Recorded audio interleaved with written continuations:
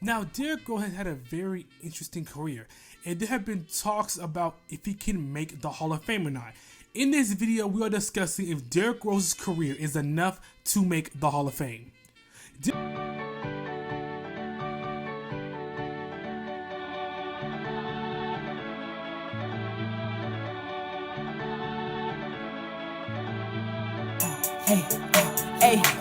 Hey, 2021, I've been a little lazy. 2022, I'm popping out crazy. Joy to the world, joy to the fam. We cook up on Christmas, we going ham. We don't need no Santa, we worship the Lamb. The earth is the Lord, we taking the land. Joy to the world, Jesus was born. He died on the cross, the veil was torn. He rose from the grave, he settled the score. Call on his name, he got blessings. Derrick Rose played an AAU game that showed flashes and ability of what he can be. That AAU game earned him a scholarship at the University of Memphis. At the University of Memphis, Rose had arguably one of the greatest seasons at this campus. He led this team to the NCAA championship against Kansas. This play also made him a third-team All-American. Rose's play allowed this team to start 26-0 and have a top-ranking spot in the country. Rose had incredible athletic ability. His ability to get to the rim was unmatched, and his playmaking ability allowed his teammates to flourish. Rose's play allowed him to commit to the NBA draft, and he did. He declared for the 2008 NBA draft. The Chicago Bulls was granted the first overall pick, as their team didn't really have a direction. They was being coached by Scott Skiles, which was a good idea, and they only made the 11th seed last season.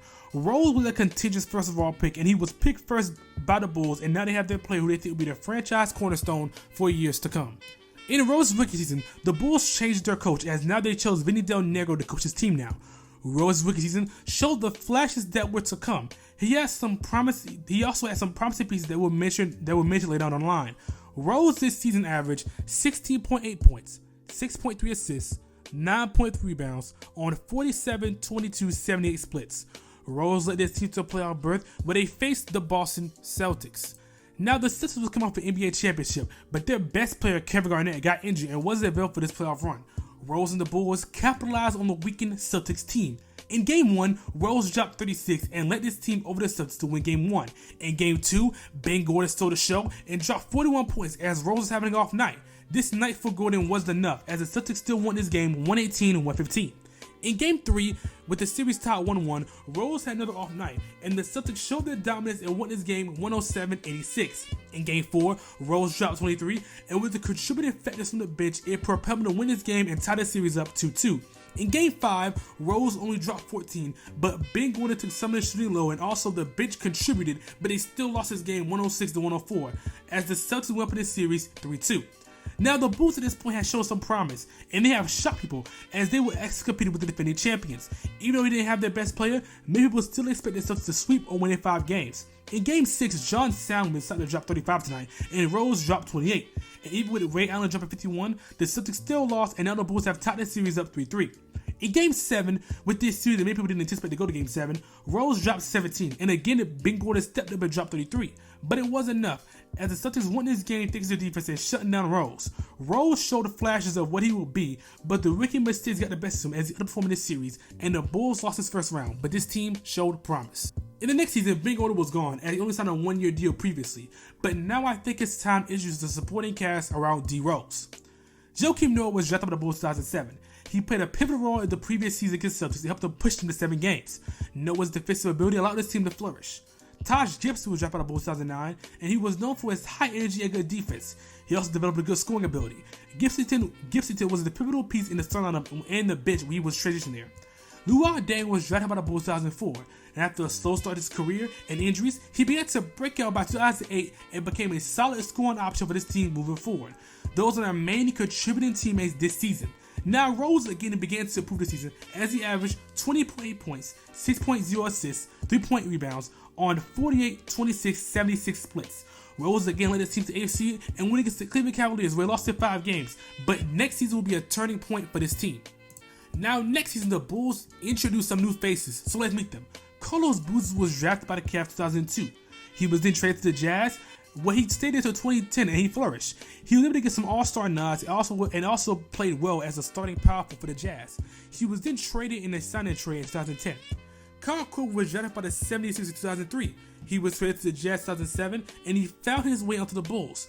Korver is known for his sharp shooting ability and was a role player and winning breakouts the next year. Now I gotta talk about the GOAT, Brian Scalabrine. He was on New Jersey in 2001, but he suffered injuries, but still showed promise as a role player. So the Celtics signed him in 2005, and he was with them until the 2008 championship run. He did sign a contract with the Bulls, and that's how the GOAT ended up on his team. Now, this season showed the breakout of Derrick Rose. Derrick Rose played some of the greatest basketball this season. His athletic ability, his ability to get to the rim is unmatched, and has some of the greatest layups in NBA history. His play allowed his team to flourish, and they ended up with the first seed in the Eastern Conference against the super team of Miami Heat. Rose's play awarded him with a 2011 MVP, and he's making a statement that in his third year in the league, he is a force to be reckoned with.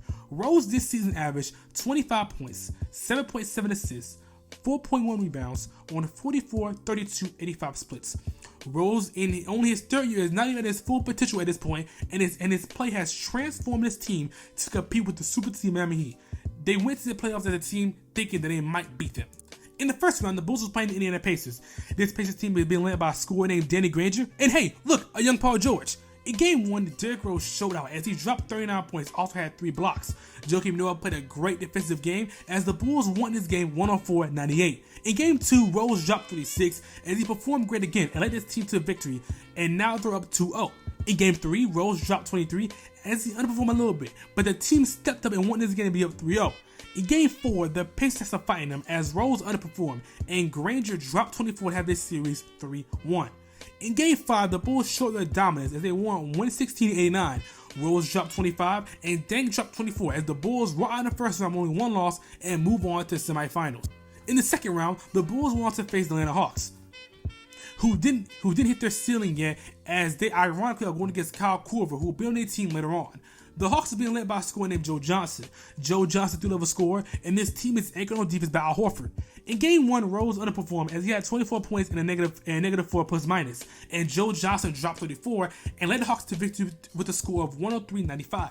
In game 2, Rose stepped it up again as he dropped a 25-point double-double, and his playmaking was difference making for this team. The Hawks underperformed on offense, and the Bulls tied this series up 1-1.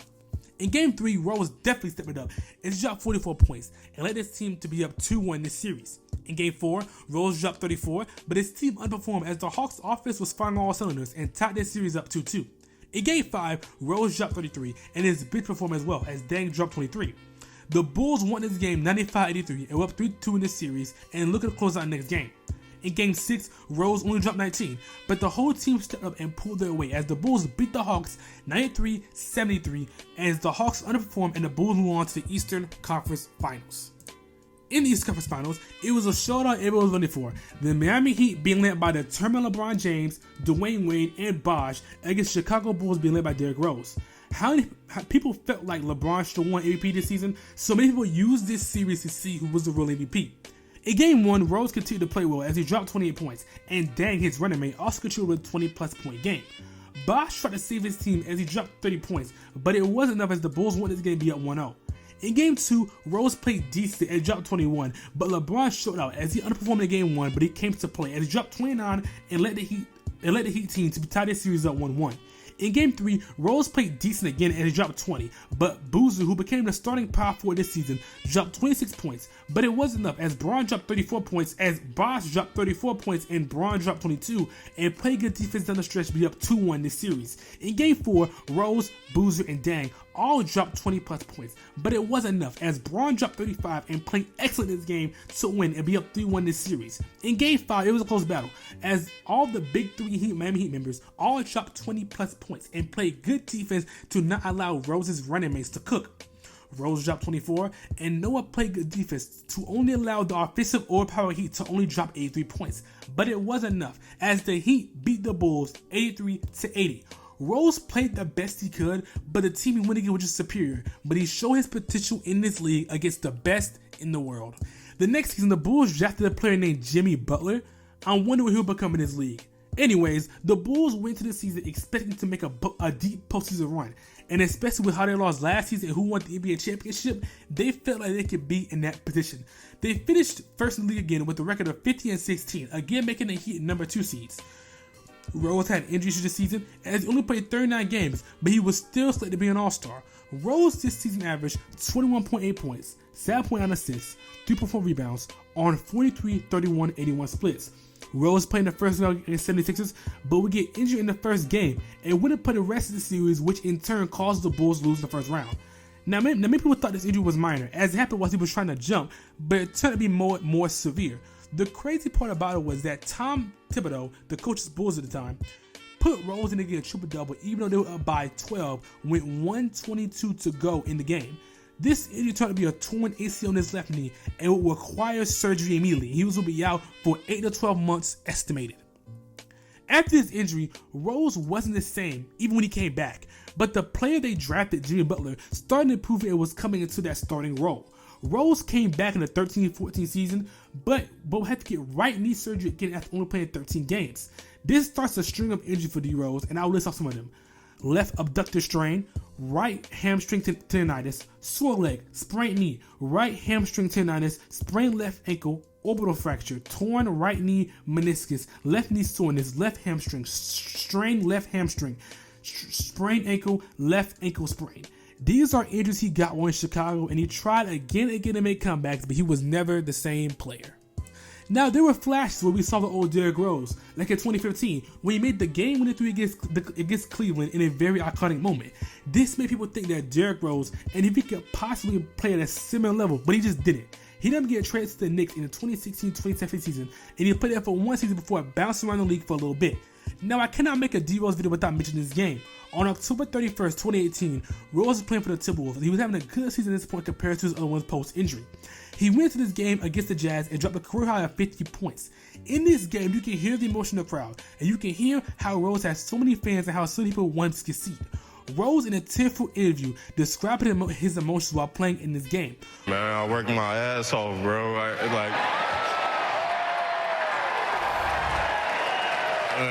I wouldn't have did this for the franchise, the organization, the fans, everybody, man. I wouldn't be able to play the way I play, man.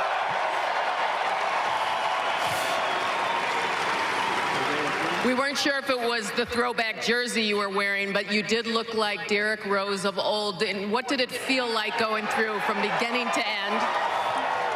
I'm doing anything just to win, man. I play my heart out. My teammates told me before the game, just play my game. And tonight was a hell of a night. What does it say about this team that seemed unnerved when you found out that you were going to be down 2 starters, and you guys jumped right away at the start of this game under your energy and didn't stop at all? What does it say about this team? We got a young group. My job is to come in, be the veteran, help guys out, and lead by example. You see me talking. It's the most I ever talked to my teammates in my whole career. So it means a lot. The crowds are thankful for you, Derrick. Congratulations on a huge night. You deserve it.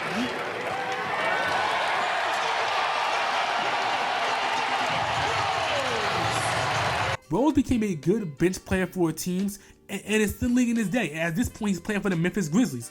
All the teams he played for include the Chicago Bulls, New York Knicks, Cavs, Timberwolves, Detroit, Knicks again, and now Grizzlies. Rose shows flashes of what he once was every once in a while and still has that quickness he had in his prime, but he just can't do it at a consistent level like he did before, and he becomes one of the biggest what-ifs in NBA history. Now to answer the main question of this video, is he a Hall of Famer? This is a very tricky question, as Hall of Fame class is very different. A Hall of Fame is defined in many different ways, and I feel like to be in a Hall of Fame class, you have to have changed the game in some way or play at a level that is exceptional. For example, Reggie Miller. No shade to Reggie Miller, even though he is overrated, but Reggie changed the game in some way, as he evolved the three-pointer and paved the way for three-pointers, and also had some all-star games in that as well. Reggie is the example of changing the game, but is it that exceptional player compared to a D Wade, who had to explain his career, but is obviously on a very different level than Reggie? I feel like Rose is a tricky case, and I see him as a Vince Carter type. Vince Carter has a chance to be inducted in the Hall of Fame this season. If he gets into it, it makes sense, as he is a fan favorite, as he elevated dunking and did dunk and showed off some things that no one has ever seen. I feel like Rose is in that category. Rose has the MVP and 3 All-Star nods that shows his accomplishments. He's also a fan favorite and is seen as a what-if case, so he won't be a first ballot Hall of Famer, but if he gets to on a third or late, I can see why. Now, based on my criteria for Hall of Famer, no, Rose isn't a Hall of Famer. Sorry, Jameer, as I feel like he didn't do as much to be able to submit himself in that category. It is his fault, and I'm not criticizing him for that, but it is what it is, and he is in that category. I just feel like Rose isn't a Hall of Famer. Now, in closing, Rose is an exceptional player, and I'm sad it was cut short. And if you disagree and you think he is a Hall of Famer, I'm not mad at you for that. But this is my opinion how I feel this topic as his career is coming to an end.